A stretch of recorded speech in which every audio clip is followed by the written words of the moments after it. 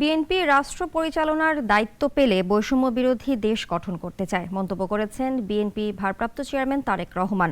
প্রতিবন্ধীদের সাথে এক মতবিনিময়ে তিনি এসব কথা বলেন। রাজধানীর আগারগাঁওয়ে এলজিআরডি মিলনায়তনে আয়োজন করা হয় প্রতিবন্ধীদের সাথে মতবিনিময় অনুষ্ঠান। এতে লন্ডন থেকে ভার্চুয়ালি প্রধান অতিথি হিসেবে যোগ দেন বিএনপি ভারপ্রাপ্ত চেয়ারম্যান তারেক রহমান।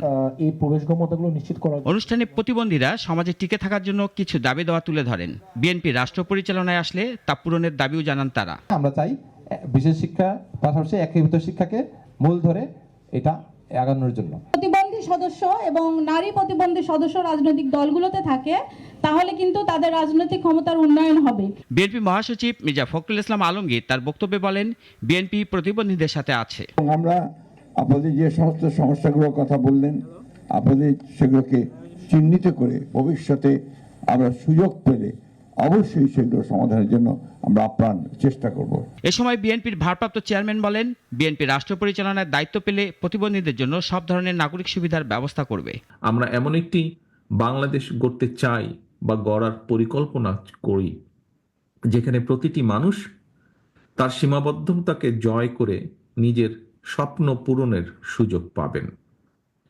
শারীরিক চ্যালেঞ্জ মোকাবেলা করেও যারা নিজ উদ্যোগে অর্থনীতিতে অবদান রাখছেন, তাদের বিজয়ের গল্প আমাদের আলোর পথ দেখায়। ক্ষমতায় গেলে প্রতিবন্ধীদের জন্য নানা করণীয়র বিষয়েও জানান তারেক রহমান। আগামীর বাংলাদেশে শারীরিক সীমাবদ্ধতার কারণে যেন কাউকে বৈষম্যের শিকার না হতে হয়, পিছিয়ে না রাখে, সেই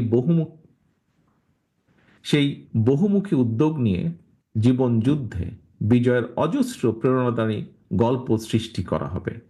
একসাথে কাজ করে আমরা একটি সমাজ গড়ে তুলতে চাই, গড়ে তোলার পরিকল্পনা করি, ইচ্ছা রাখি, প্রত্যাশা রেখে, যেখানে প্রতিটি মানুষ তার পূর্ণ সম্ভাবনায় পৌঁছতে পারবে ইনশাআল্লাহ। বিএনপি একটি বৈষম্য বিরোধী দেশ গড়তে চায় উল্লেখ করে দলটির এ শীর্ষ নেতা সবাইকে নিয়ে সমানভাবে এগিয়ে যাবেন বলেও জানান। আমরা সবাই মিলে একটি গণতান্ত্রিক বাংলাদেশ গড়ে তুলি। রাশেদুল কাদির, নাগরিক, ঢাকা।